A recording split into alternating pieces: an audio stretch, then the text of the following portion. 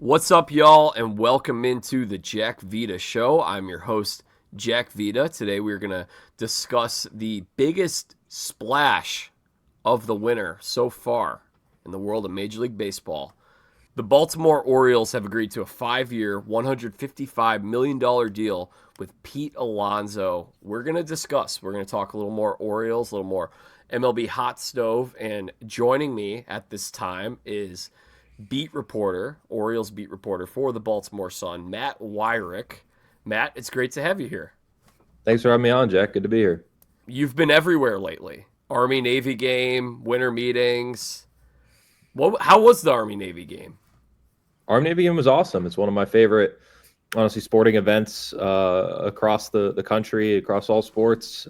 Just the pomp and circumstance and how passionate the fans and the players are, too.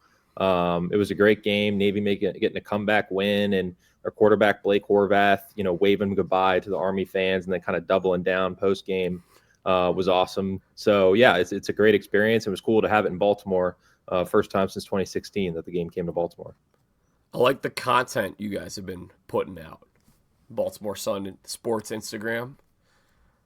Yeah, trying to do more video stuff like that. Same with the Orioles too. So we're trying to kind of add that element to our coverage in a way that maybe we hadn't before. We understand we're a newspaper, and everything's changing in the media landscape. So catching up the best we can. So you were on this the whole time. You were at the winter meetings. Pete Alonso, 5 years, 155. How did we get here? How did this come to fruition?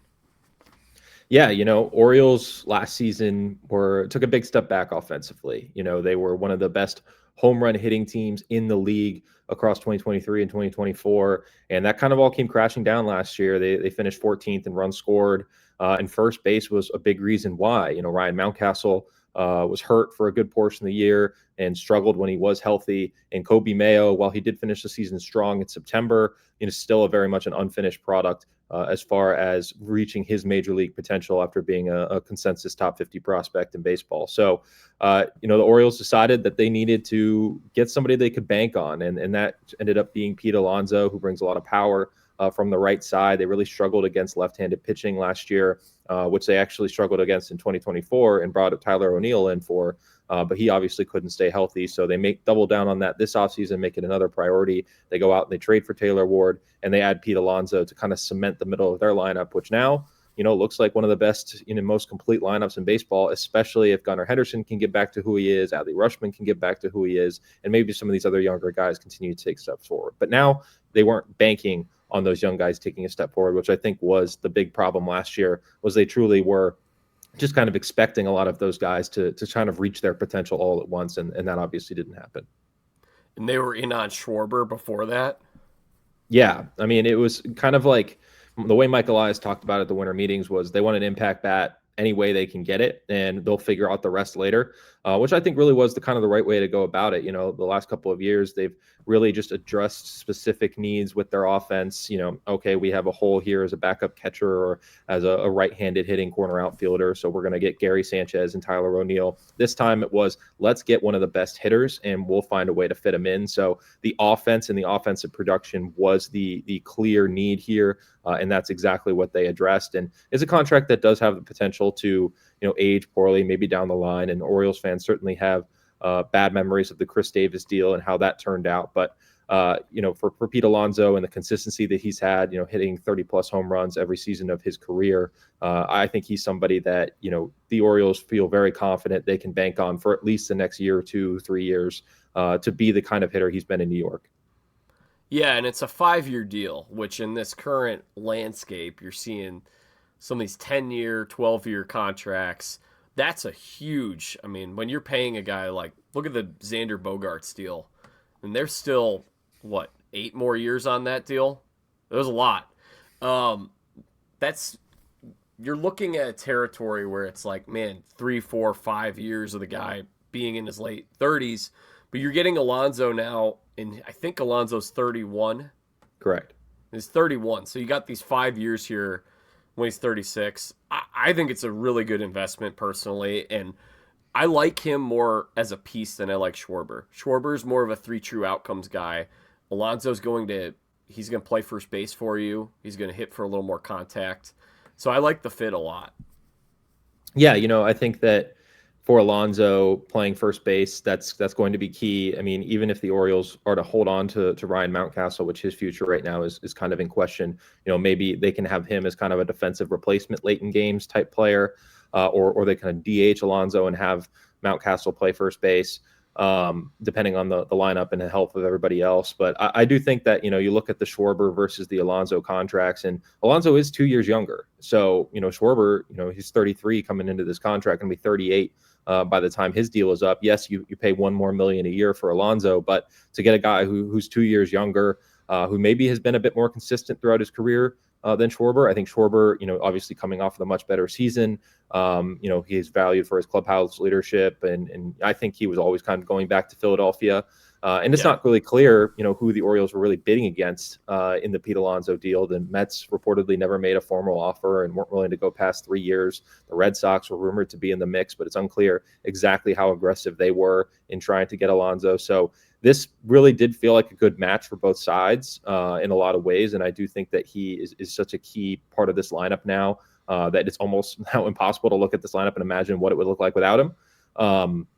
But I do think that, with his first base metrics, they aren't super strong. So if you're able to maybe help him take a marginal step forward defensively here over the next few years to keep him at first base, that's going to be an important part of this deal, especially because you're carrying two catchers who you're probably going to try to play every day, and Adley Rutschman and Samuel Basallo. So you're going to need the DH spot if you're going to be playing those guys on a consistent basis. And if Alonso, really struggles at first base and doesn't stay there long term, that could create a logjam. But honestly, that's future Michael Elias's problem. What he was worried about was competing for a World Series in 2026, and that's exactly what this move did for him.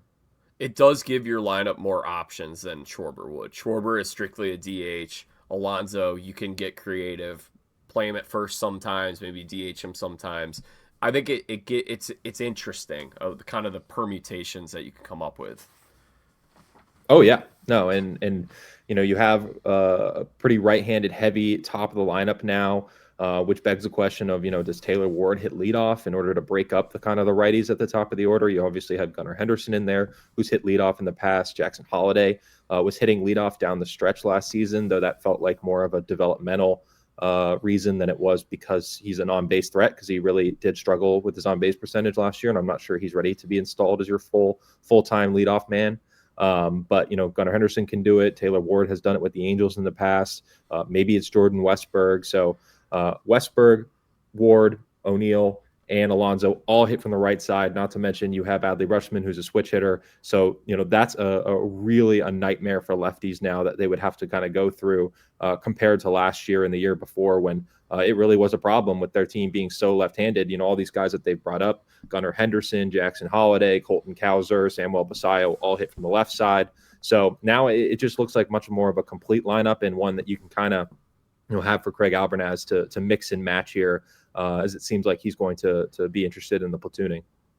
Do you think someone from this lineup gets traded, maybe Mountcastle or somebody else? I mean, I think the first base situation does lend itself to a trade. Ryan Mountcastle is obviously there at first base and due to make a raise in arbitration, which is his last year. So they could potentially trade him to a first base needy team. But top prospect Kobe Mayo, or former top prospect Kobe Mayo, as he's now graduated, also is basically a full-time first baseman at this point. He came up as a third baseman, but I think that was an experiment that was moved away from pretty quickly. And he did take some tangible steps forward at first base, where he looked like he could be a solid defender there. So I'd wonder that they will trade one of those two guys, either Mountcastle or Mayo, to get starting pitching, because that is obviously their top need now as they look to kind of finalize this roster. But they could ultimately keep Mountcastle on the bench as basically a surplus right-handed bat in the event somebody gets hurt, as injuries really hurt them last year, and move Kobe Mayo back to AAA. I mean, it's maybe not great for Kobe Mayo's development and unfair for a guy like Mountcastle, who's been in the league for so long and probably deserves a starting job somewhere. But those are good problems to have for a team with World Series aspirations. And as they found out last year, too much depth, there's no such thing. So you think they address the pitching needs via trade? They're not making a big free agent splash, another one they kind of spent the money already? I mean, I could see them doing it. Honestly, this Pete Alonso contract, it's pretty much almost unprecedented. The Chris Davis deal was technically a free agent contract, but they obviously, he played for the team before, so they were re-signing him back. This is an investment in a free agent that we just have never seen from Baltimore ever. And for David Rubenstein, who's come in now and increased payroll, while the moves they made last season weren't necessarily great, in terms of their production on the field. They did raise payroll to be 15th in Major League Baseball last year, at least a competitive payroll. And it does seem like they're willing to go above that. By Cott's contracts estimations, they're only $12 million under what their payroll was last year. So my guess is they blow past that $162 million mark. Whether they're willing to be a luxury tax team, probably not. But at this point, we're seeing things from this front office that we've never seen before in terms of these contracts, this contract for Pete Alonso. So maybe they double dip and they go out and they get a starting pitcher in free agency too. I honestly think they could be in the market for 2 starters here the rest of the offseason. They really could need some reliable innings in that rotation as well as a frontline starter. So I wonder if there are 2 moves to be made, but I wouldn't be surprised if one comes from free agency and one comes from trade. I wouldn't be surprised if both came from trade. I do think that 2 top free agents, free agent starters coming to Baltimore is probably unlikely, but I could still see them making some moves. And Mike Elias did indicate that they had enough payroll space to make 2 big splashes this offseason. So we'll see just how much they're really willing to lean into that to kind of push their chips into the middle. Are we thinking like Framber Valdez, Zach Gallen? I'm not sure who else is out there. What do you think? Yeah, Ranger Suarez, from Michael King. Japan. Yeah, I think they probably are going to be in the mix for all of those guys. All indications are that they haven't backed off of those players. Maybe they spend a little bit more opportunistically this time around than they do in terms of IDing their guy and doing whatever it takes to get him, as they did with Pete Alonso. Obviously they're surveying the trade market as well, and they've been connected to guys like Edward Cabrera and Mackenzie Gore. So maybe there's a move to be made there for a guy who's still arbitration eligible and would come at a relative low cost money wise. Obviously the prospect cost would be high for that, but their prospects, while their farm system did take a step back over the last couple of years with all the promotions that they've made to the major league level. They had the most the most top 100 draft picks of any team in baseball last year's draft. And they made a slew of moves at the trade deadline to kind of pad their farm system as well. So I think they've now got a couple of guys that they could be moving on from if they decide they want to upgrade the major league roster via trade. They've kind of built that back up where I think some of the players that they have in their farm system would be enticing to other teams. And I think this contract with Alonso and the intention to spend, it further validates that the Orioles were trying to maintain Corbin Burnes and bring him back last year. Because I know that outside of Baltimore, I'm not in Baltimore, you are. The sentiment that I was hearing was like, oh yeah, they're not going to pay that guy. But they tried, and he was just like, man, I want to live in Arizona. And I think that this further shows that, yes, they are willing to pony up the money. So we'll see where they go with this.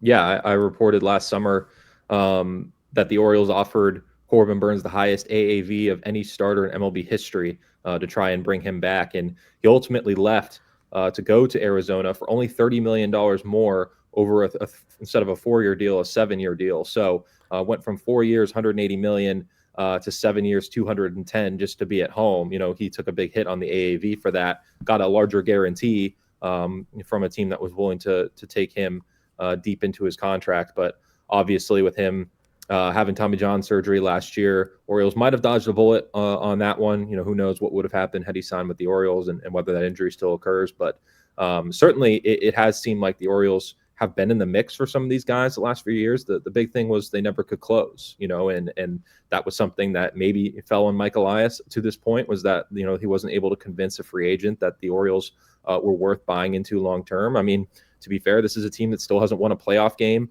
in a decade, and certainly not with this core. They were swept both times they made it in 2023 and 2024, won one AL East title, but other than that, not a whole lot to show for it other than regular season success. So now they've been able to get a guy in Pete Alonso that they're able to convince, like, hey, this is a team whose vision you can buy into. long term. And I think that only bodes well for their ability to attract other free agents, as they now can look at Alonso and say, oh, I know who that guy is. I know what he's capable of. If he believes, maybe I can believe in this team too. What direction are the Mets moving in? Because they had three guys that were key guys in their clubhouse: Diaz, Nimmo, and now Alonso, who have either been traded or they let walk in free agency. I mean, how are they going to form a new identity as a team? What's going on with the Mets? Yeah, certainly losing all three of those guys is a harsh turn for the organization to make after really disappointing results last year. And I don't think you can point to really the individual contributions on the field of any of those guys as reasons for them to be struggling. I mean, Alonso had an Alonso-esque season and really a bounce back year for him by a lot of metrics. Edwin Diaz, best closer in the game for the season, winning the Trevor Hoffman Award.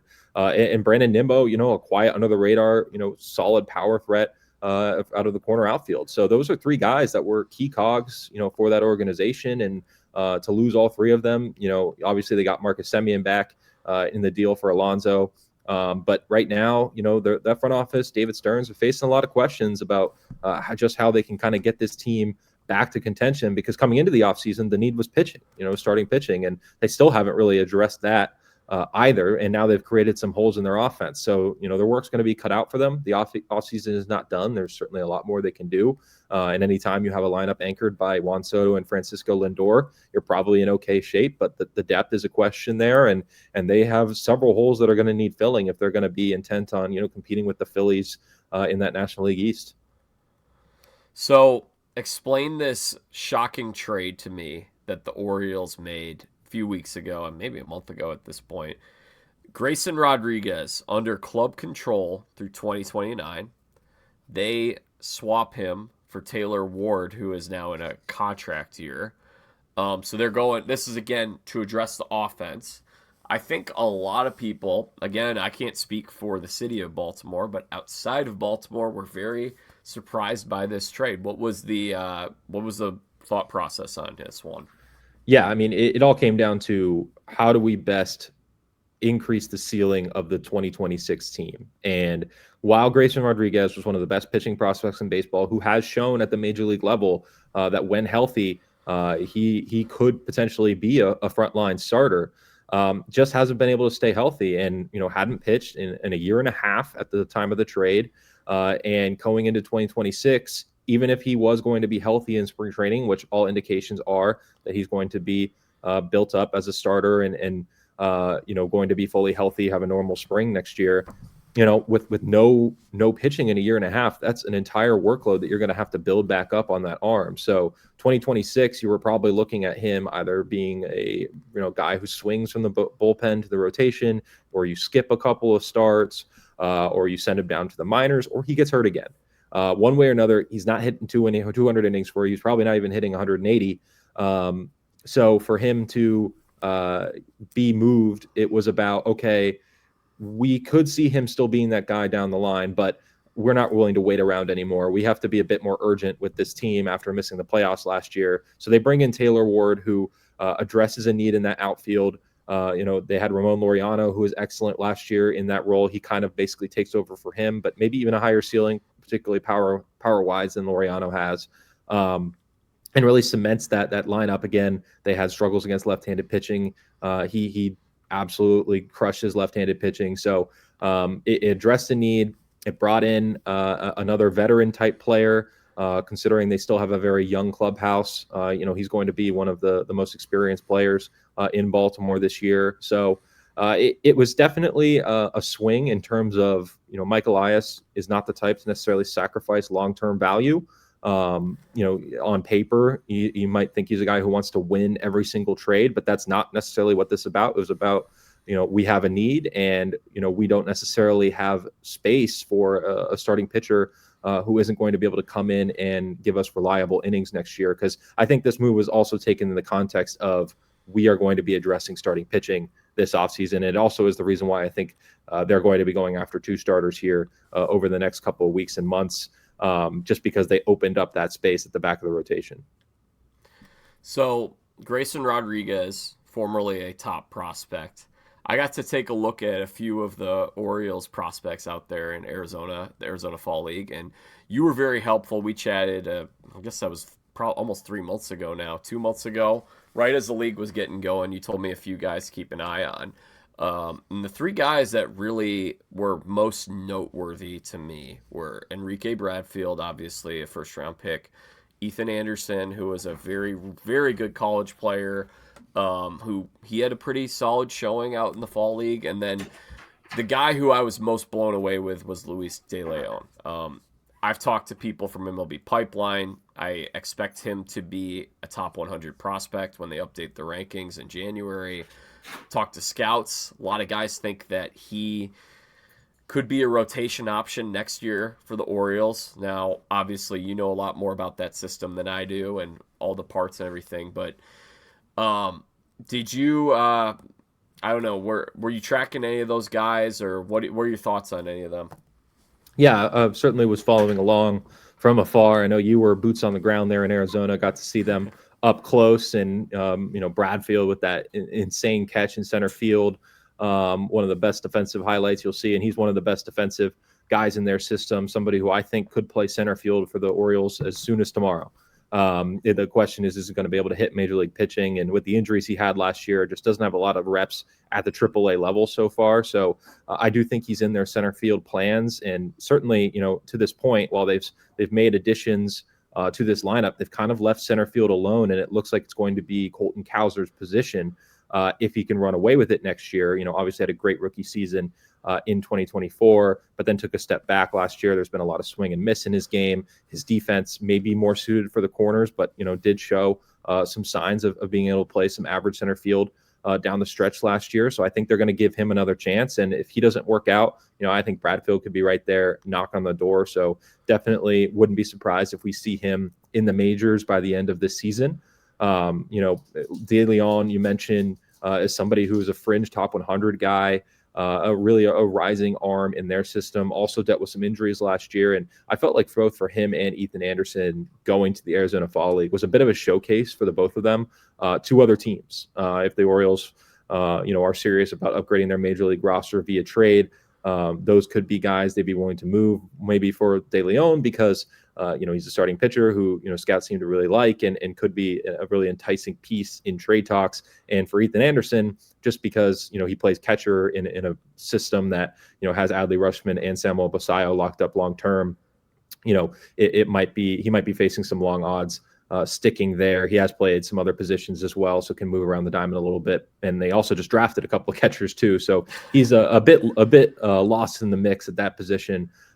So wonder if just because of organizational fit, he gets moved as well. And certainly his performance in the Arizona Fall League could aid that. So I do think that, all three kind of showed in the Fall League the kinds of players they could be and what kind of their special skill sets are.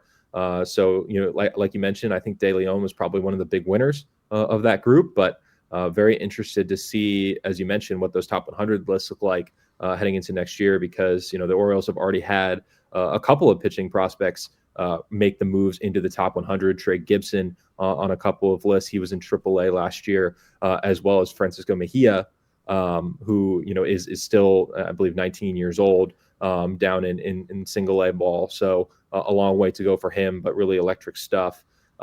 Where De Leon fits into that, if the Orioles are really going to have three top 100 pitching prospects in addition to Dylan Beavers, the outfielder, and Samuel Basallo, who's a top 10 prospect in baseball, both of whom retain rookie eligibility into next year. The Orioles could suddenly have one of the deepest top 100 lists of any team in baseball, when it looked like just a year ago that their farm system was kind of on the downward trend. Yeah, and that's something that a lot of teams do too, where they use the fall league as a showcase. I mean, Luis Perales just got traded yesterday. He was one of the pitchers that people were keeping an eye on out there from Boston, and he moves over to Washington. So that has been known to happen, and that would certainly make a lot of sense, especially for Ethan. He can't play a little first base, but yeah, I think part of his value is that I don't know. It's funny. The scouts are split on his catching, but like he actually had I wrote about it. He had an awesome catcher ERA. Like he's got a really good track record working with pitchers, and that was something that De Leon told me through an interpreter, that he felt so comfortable having him catch him, and that was his primary catcher in the minor leagues this season, and then also in the fall league. Yeah, yeah. And real quick, I said Francisco Mejia. It was Esteban Mejia. I want to make sure I got the names right there. I was wondering if there was another Francisco. Another Francisco. No. Yeah, Esteban Mejia, who really Baseball America fell in love with in particular, and is somebody who, maybe the Orioles trade as like a potential lottery ticket at the end of a deal. We'll see. But yeah, going back to Ethan Anderson, catching in this organization, you have Samuel Basayo and Adley Rutschman at the top. You have Creed Willems, who was a standout at the Arizona Fall League last year. He was. He's in AAA. You have Ethan Anderson, who maybe is the next guy behind him. And then behind him is Caden Bodine, they drafted out of Coastal Carolina, who is viewed as maybe a defense-first catcher and somebody who I think they're very excited about from a defensive standpoint, who was in high A last year. And Ike Irish, who was their first-round pick, their first pick in the draft last year. Does he stay at catcher long-term? Probably not. It looks like they're going to be moving him to the outfield, but he is still kind of in that catcher mix until they rule him out from playing there. So, I mean, just to be lost in that kind of mix right there, it might just be he moves off the position just because the Orioles need him to. If he's going to get to the majors, he finished the season really strong. The OBP I thought was really impressive down the stretch, hitting especially in high A Wilmington, Aberdeen, which is a very offense or pitching friendly, I should say, environment. Didn't do him any favors, and he was kind of able to overcome that towards the end, which I think bodes well for now his chance, which I expect him to open the year in Double-A Chesapeake. So we'll see if he can keep the bat. That's really going to be the big question for him. But a day 2 pick, MLB draft pick in his own right, day 1 draft pick in his own right. So I think he's somebody who the Orioles could see making the majors by his bat, but it's really a question of where does he play long term, and that just might be based on organizational need even more so than his exact skill set. He probably would be a guy who would benefit from a change of scenery, just with getting more of a path to the big leagues. But De Leon was the big star. He pitched the fall league. He was the starter for the American League Fall Stars. And the one thing that I thought was really interesting, that I talked to guys, I talked to Ethan, I talked to Enrique, and they said that his slider had really come a long way. There was a time where Luis felt like his slider was his worst pitch, and now it's become his best pitch in the eyes of a lot of people. It's a quote-unquote wipeout slider, high velocity, upper 90s, 4-pitch mix, lengthy left-hander. I like the kid a lot. I think he's going to be really good. As you mentioned, does he fit with the Orioles, though? He may be another trade candidate. We'll see, man. I think, honestly, anybody in that farm system's on the table all the way up to the majors, Dylan Beavers, even, with all the outfield guys that they've acquired the last couple of years, there isn't necessarily a clear path to playing time for him either. So, with the Orioles, need for pitching and the relative lack of development they've made in that regard, I could definitely see them dangling any of these guys in trade talks, as we have seen now that 2026 is the priority, bouncing back and making it to the World Series. So very interested to follow these guys past, whether they're with Baltimore or somewhere else. Who could be the trade target? Joe Ryan? It looks like Joe Ryan's name is losing some traction in the trade market. Not sure if he's going to get moved at this point. I do think that Mackenzie Gore is an attractive piece just for his long-term team control, and the fact that the Nationals would probably be looking for prospects over major leaguers in that trade package, just because it looks like with this new front office, they're going to be kind of taking the long view in mind, certainly coming from the Tampa Bay Rays brain trust that front office has. But I think Edward Cabrera is somebody who could fit if they want to go the rental route. Freddie Peralta is somebody who the Brewers seem to be dangling, and the Orioles obviously have worked with them before Yeah. in the Corbin Burns deal, so there's some familiarity there. Brady Singer, another name on the market that I think is worth paying attention to. Certainly a guy who can eat a lot of innings. He would be a rental. Cincinnati has him along with Hunter Green, but I don't know if Hunter Green's really realistically going to get moved. And then obviously Tark Skubal. I mean, how can you not have a conversation about the Yeah. trade market Right. in terms of pitching without talking about him?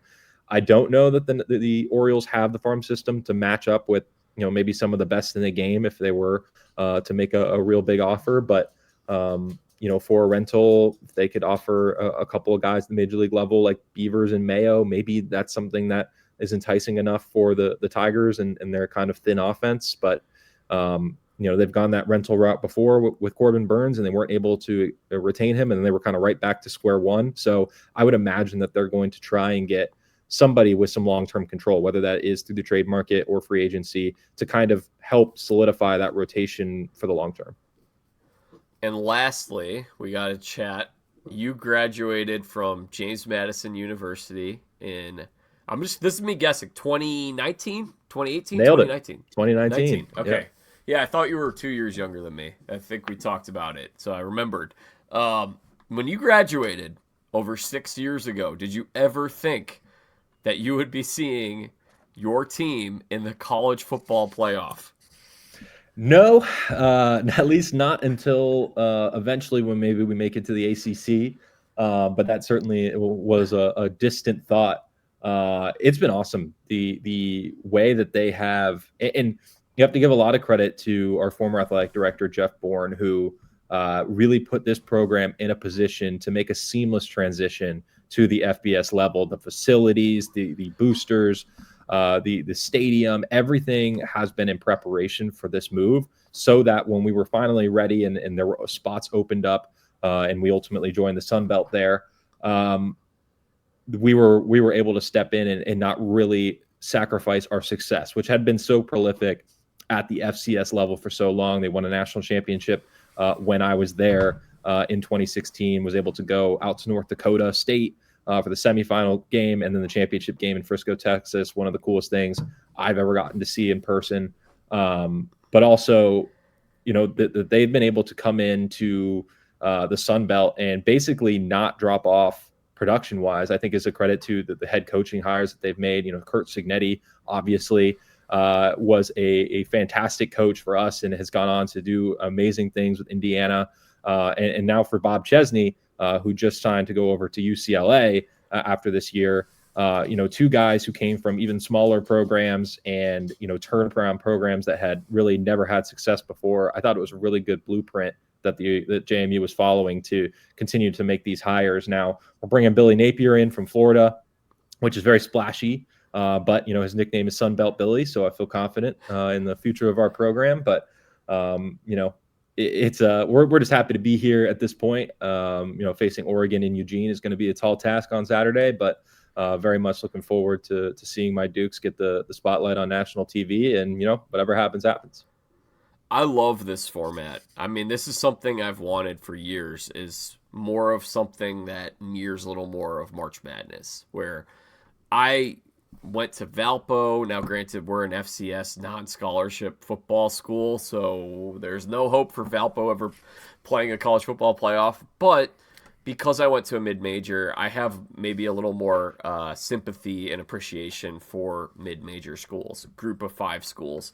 And I've always wanted those teams to get a chance. Now, granted, I don't think James Madison is. I sadly don't think your team is going to win on Friday. No, Saturday. Yeah, Saturday night. It'll be going on during the Bears-Packers game. I'll probably have both games on. But the thing is, just to be there is such an awesome experience for the players, the school, and it gives them an opportunity to keep building their program and push it forward. I mean, Gonzaga would have never been Gonzaga in basketball if college basketballs didn't have a playoff system. If it was just, we're going to put the top 2 teams in the national championship, or the top 4 are going to go straight to the Final Four, Gonzaga and so many other programs in college basketball would not be what they are today. So I think what's cool about this is it gives, James Madison, Tulane an opportunity to compete for something. Obviously, the downside is that less people are going to care about the bowl games, but I feel like we were already heading in that direction anyway. Yeah, I think that people are mad that there are two group of five teams in the playoff and they want to, abolish the system or change the system so that these teams can't make it. And honestly, I think the real problems here is that a three-loss Alabama team got in over Notre Dame. Uh, Yes. and the ACC got in its own way by taking in too many teams and not letting its best team, Miami, face other of the best teams in the conference so that it could get into the conference championship game. The fact that Duke and Virginia were playing in the ACC championship game with Miami sitting out is an institutional failure on the part of the ACC. And, I have no sympathy for them, especially, considering that they, brought in all of these teams that to try and boost their standing in college football, only to not come up with a system that allows them to play each other enough. I mean, that's their own fault. So the state of college football is such a mess on so many fronts. And, I don't know if the solution is to expand the playoff more or whatever, but I do think that you can't have a system where 60% of the teams at the level of football we're talking about at the FBS level just have no chance of even making the playoff. If we're going to eliminate Yeah. the group of five from even making it in, I mean, what is enticing those guys to play? It's not like you said, the bowls were already been moving in the direction of no one really caring about them. Like, are guys really just going to be there auditioning to get to bigger schools? Like that really defeats the purpose of what college football is and what it means to fans. So I think that there, are a lot of things that need to change about the system that we have right now, but certainly eliminating the group of five from the playoff is not one of them. And anyone who really is truly considering that is taking a very short-sighted view.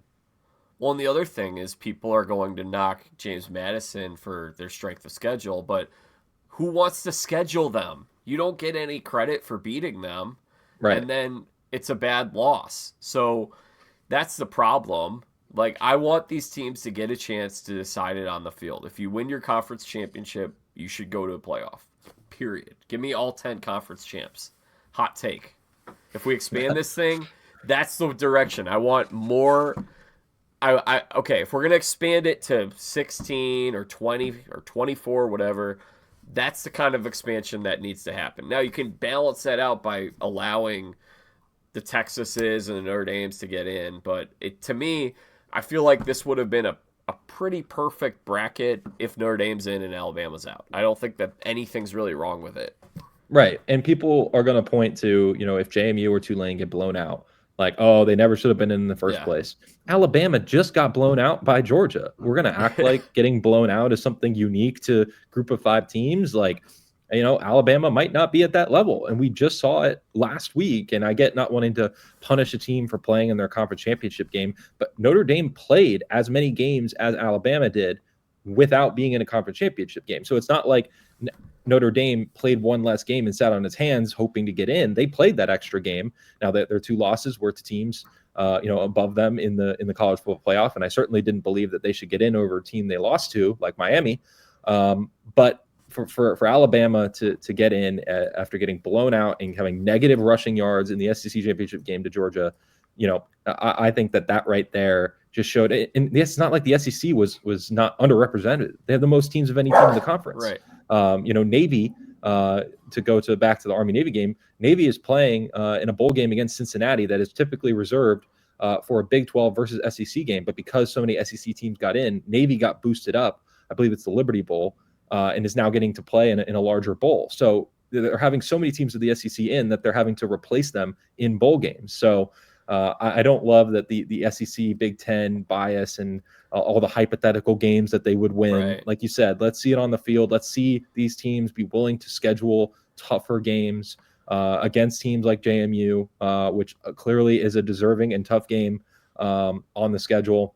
And then, you want to argue strength of schedule after that, sure. But if your program refuses to play these smaller schools because it doesn't look good on their resume if they lose, I think we need to have a system that entices teams to schedule the most difficult schedules possible.